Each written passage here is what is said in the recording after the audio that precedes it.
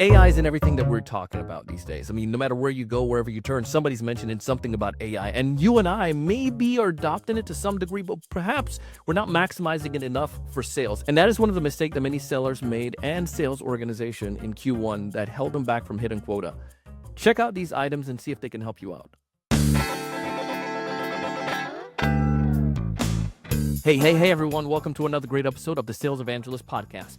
I'm your host, Donald C. Kelly, the Sales Evangelist. And I'm so excited for another great episode. I'm so excited to be here with you today. Today, we're going to be talking about the Miss Quota series continued. Now we're coming to the end of the series, and I'm really excited for it. I look at this note and I'm seeing like, man, we're almost done. But you know what? There's still so many insights. If you want to get more of them, you can go back to the series and re-listen to them. And listen to the very first one where I go over the 10 common reasons why sellers misquoted, their data-backed reasons why sellers misquoted this Q1. Now, one of the things that I want to point out is around AI. So this is episode 1996.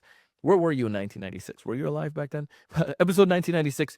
And we're going to be talking about why is this AI gap is so prevalent and how it's impacting sales professionals last quarter. If this is your first time listening to our podcast, this show is designed to help you to understand not only how to build pipeline, but how to accelerate deals to the pipeline faster. In addition, we're doing a special series around the challenges that impacted salespeople the most in Q1 that made them miss quota. Now, one of the stats I want to talk about right off the bat is this one. Reps that use AI, whether it's an AI agent or just AI in general, are 3.7 more likely to obtain quota than reps who don't. So if there's anything that you can think about, that one is just startling right there. We want to give a shout out to our friends at Salesforce for that stat. Now, you might say, well, Donald, how does this work? How do we see that? Let's go back to our example with our sales rep who is selling a cybersecurity solution. Let's say that he's doing a prep call. It might take 45 minutes to do a proper prep research on a prospect and to do everything you need. 45 minutes. Now just think on that. When you're utilizing an AI tool such as Claude or ChatGPT or any of the other platforms, imagine doing this in 8 minutes, where now the solution is able to go and research the prospect, get the information on each of the individual, not only the company.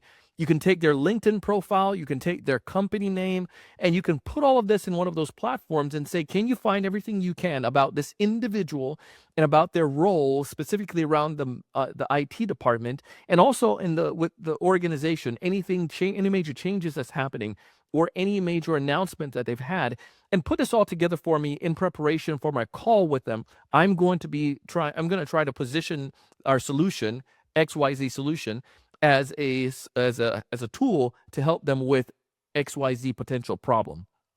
Now, if that's the case, imagine the information that you're going to get. Now, you study that, and you can do this on each of the individuals you're going after in that organization because you're multi-threading. Take their LinkedIn profile, anything you could find for them publicly, and put that in there and tell the software to help you. Now, 8 minutes you can do on this particular prospect. Now, what's going to happen is that you free up more of your time to do more effective prospecting. I don't need to spend 45 minutes. Now I have 30 plus minutes, 38 minutes-ish, yeah, to be able to go out and do the other stuff that I need to, or yeah, I'm trying to do the math. Yeah, there you go, somewhere around there.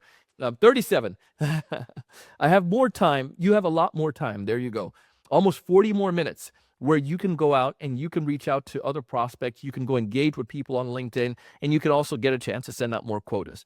Now, think about this. If you have 3 of those prospects in a day, you can see how that was 3 hours, almost 3 hours worth of work that you would be doing, drop down to less than half an hour worth of work. That is where people are accelerating when it comes to AI. So what are some other ways you can utilize AI? So the prep work for sure.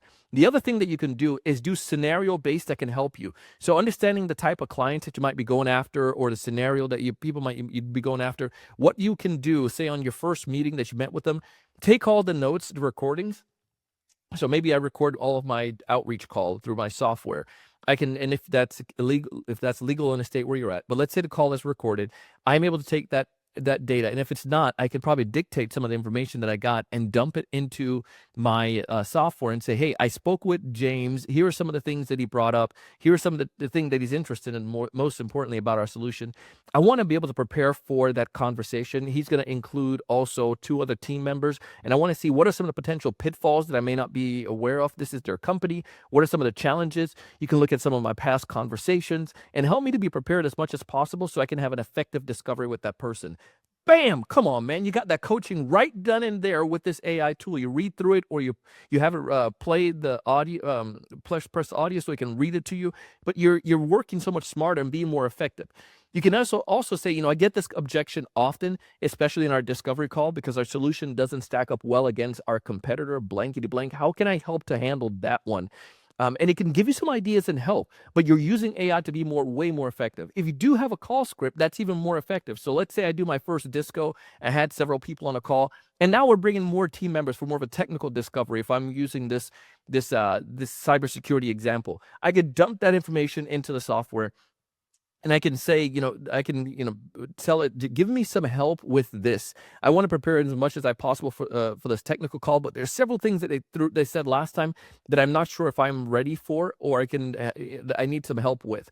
It could guide you. You can point out some of the issues. It'll give you some areas that you can improve on. That's a simple, powerful thing to do.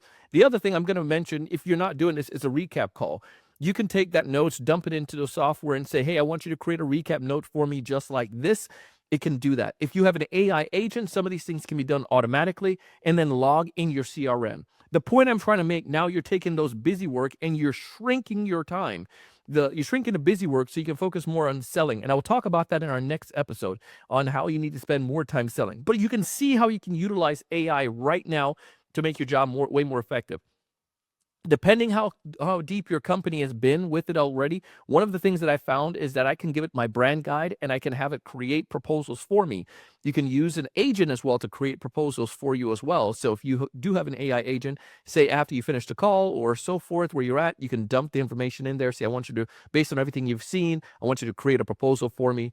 Or, maybe you can help me to scrutinize this call. I'm looking for a loophole, looking for holes in this deal. It's set to go into the next stage of, into proposal stage, but I feel that there's some things that I'm missing. Can you help point out some of the things that I'm not paying attention to based on the conversation? What are some things that I need to be listening for that I didn't necessarily bring up in that conversation?